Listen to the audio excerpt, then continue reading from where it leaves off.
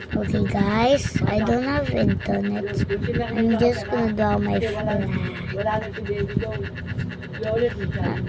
It's 3:29, so I'm just gonna draw my flag.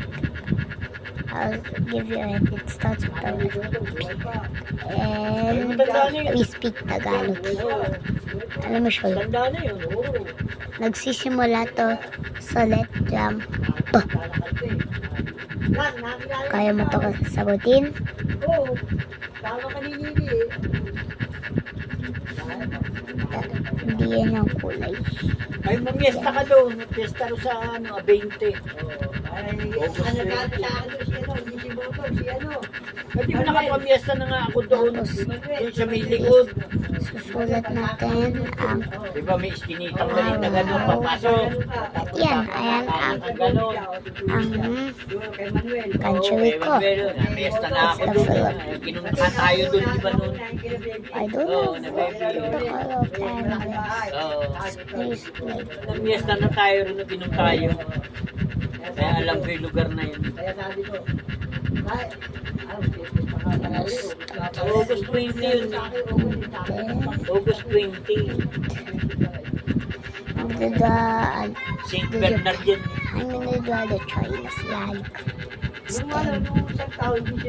I live in the Philippines, but they don't have white in the color canvas. I'm gonna make this all red and then just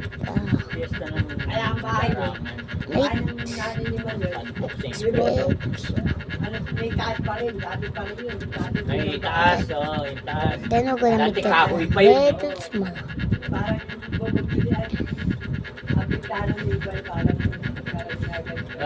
That's the flag of China. Oh, what happened? Lumang bahay.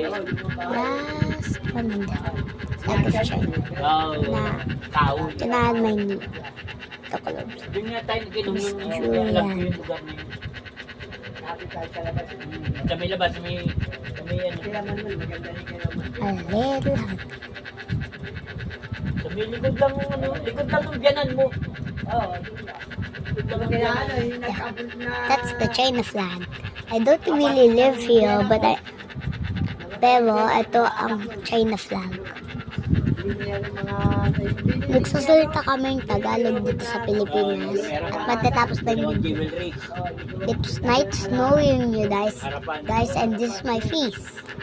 Hello, my name is Sabi Julian. nung restaurant. Bye guys, it's